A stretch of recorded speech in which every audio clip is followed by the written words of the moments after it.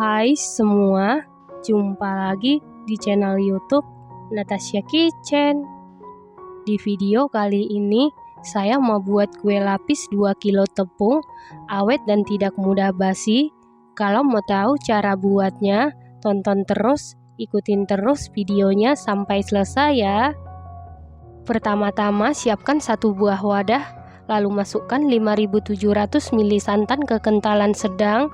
Saya dapat dari 3 butir kelapa tua berukuran besar. Kemudian tambahkan 2 helai daun pandan, lalu kita masak menggunakan api sedang. Aduk-aduk terus supaya santannya tidak pecah.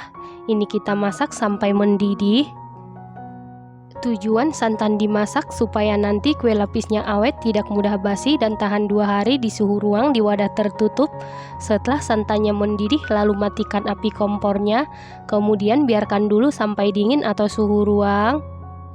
Selanjutnya siapkan 1 buah wadah, lalu masukkan 1400 gram tepung tapioka setara dengan 140 sendok makan. Untuk tepung tapiokanya saya menggunakan merek Capak Tani Gunung ya teman-teman. Lalu tambahkan 500 gram tepung beras setara dengan 50 sendok makan. Saya menggunakan merek Rose Brand. 200 gram tepung terigu protein sedang atau segitiga biru setara dengan 20 sendok makan. 2 sendok makan vanili bubuk supaya lebih wangi. 2 sendok makan garam supaya lebih gurih. Kemudian aduk-aduk sampai tercampur dengan rata. Setelah tercampur rata, masukkan setengah bagian santan yang sudah kita masak sebelumnya, dan ini santannya sudah dalam keadaan dingin atau suhu ruang. Setelah itu aduk-aduk sampai adonan licin dan tercampur dengan rata. Setelah adonan licin dan tercampur rata, lalu masukkan sisa santan. Kemudian lanjut aduk-aduk sampai seluruh adonan tercampur dengan baik. Setelah seluruh santan masuk, ini adonannya sudah licin dan tercampur rata dengan baik. Selanjutnya masukkan 1540 gram gula pasir setara dengan 102 sendok makan. 1540 gram gula pasir untuk adonan ini manisnya sudah pas ya teman-teman. Kemudian aduk-aduk sampai gulanya benar-benar larut dan tercampur dengan rata. Setelah gula larut dan tercampur rata seperti ini, bagi adonan menjadi 2 bagian yang sama. Setelah dibagi menjadi 2 bagian yang sama, yang satu bagian tambahkan 1 sendok makan pewarna kuning telur, lalu aduk-aduk sampai tercampur dengan rata. Untuk pewarna makanan sesuai selera ya teman-teman. Setelah rata sisihkan sebentar. Selanjutnya siapkan 2 sendok makan pemutih makanan, lalu larutkan dengan beberapa bagian adonan. Lalu aduk-aduk sampai pemutih makanannya larut. Untuk pemutih makanan juga opsional. Setelah larut lalu disaring untuk memastikan supaya tidak ada pemutih makanan yang bergerindil. Lalu aduk-aduk sampai tercampur dengan rata. Setelah rata sisihkan sebentar. Selanjutnya siapkan loyang. Lalu olesi seluruh permukaan loyang menggunakan minyak goreng. Diolesinya secara merata ya teman-teman. Nah, untuk loyang yang saya gunakan ukuran 28 x 28 x 7 cm. Setelah selesai diolesi minyak goreng secara merata, lalu masukkan ke dalam kukusan, dan air di dalam kukusan sudah benar-benar mendidih. Kemudian masukkan lapisan pertama yaitu warna oranye sebanyak 450 ml. Dan ingat, sebelum memasukkan adonan ke dalam loyang, adonannya sebaiknya diaduk-aduk dulu supaya tidak ada tepung yang mengendap di dasar adonan. Lalu tutup kukusan. Kalau menggunakan tutup kukusan yang biasa, tutup kukusannya wajib dilapisi dengan kain bersih supaya uap air tidak menetes ke adonan. Lalu kukus sekitar 10 menit menggunakan api sedang cenderung ke kecil. Setelah 10 menit ini sudah set atau matang. Untuk mengecek kematangan bisa kita sentuh menggunakan sendok. Apabila tidak ada adonan yang lengket di sendok berarti sudah set atau matang. Selanjutnya masukkan adonan putih sebanyak 400 ml. Kemudian tutup kukusan, lalu kukus sekitar 5 menit menggunakan api sedang cenderung ke kecil. Setelah 5 menit untuk mengecek kematangan, sentuh menggunakan sendok. Apabila tidak ada adonan yang lengket di sendok berarti sudah matang. Selanjutnya masukkan adonan orange sebanyak 400 ml, lalu tutup lagi kukusan, kukus lagi sekitar 5 menit menggunakan api sedang cenderung ke kecil.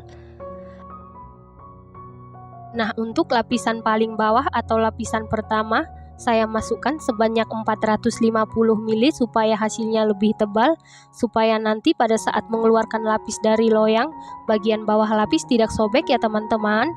Jadi lapisan yang pertama sebanyak 450 ml dan dikukus sekitar 10 menit. Nah, untuk lapisan berikutnya adonannya sebanyak 400 ml dan dikukus sekitar 5 menit. Lakukan hal yang sama sampai seluruh adonan selesai dikukus. Nah, ini untuk lapisan yang paling terakhir. Kalau air di dalam kukusan sudah berkurang, bisa menambahkan air mendidih secukupnya ya teman-teman. Selanjutnya, tetap kita kukus menggunakan api sedang cenderung ke kecil supaya lapisnya tidak bergelombang.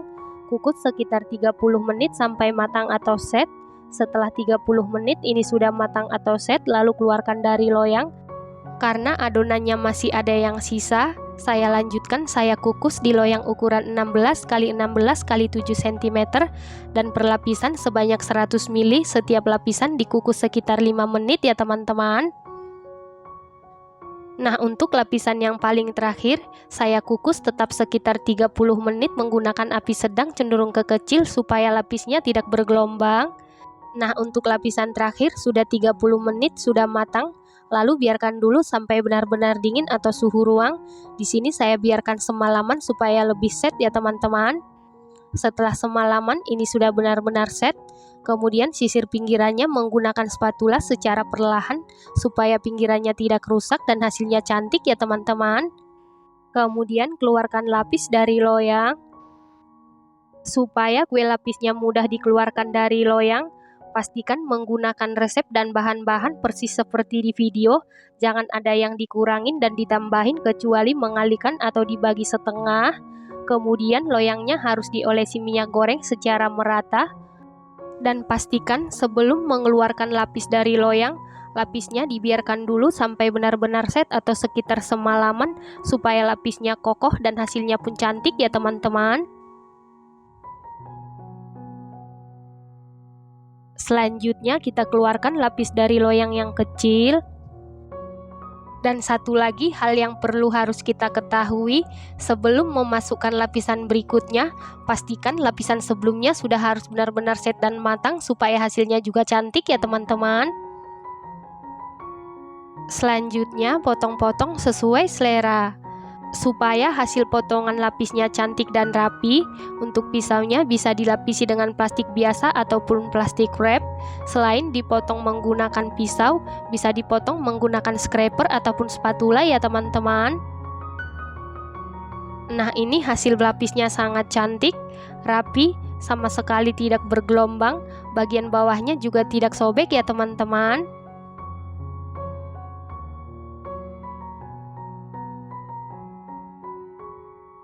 Kue lapis ini buatnya sangat mudah, cukup diaduk-aduk dan dikukus dan harus penuh dengan kesabaran. Hasilnya sangat cantik, bagian pinggirannya sangat mulus, bawahnya juga tidak sobek. Rasanya dijamin super duper mantul, super duper juara, manisnya pas, gurih, teksturnya super lembut, kenyal, legit. Ini enak banget, recommended banget. Dan lapis ini awet sampai 2 hari di suhu ruang di wadah tertutup ya teman-teman. Ini enak banget dan harus dicoba. Terima kasih karena sudah menonton. Jangan lupa share, like, komen, dan subscribe. Dan jangan lupa tekan tombol loncengnya supaya tidak ketinggalan video kami berikutnya. Terima kasih.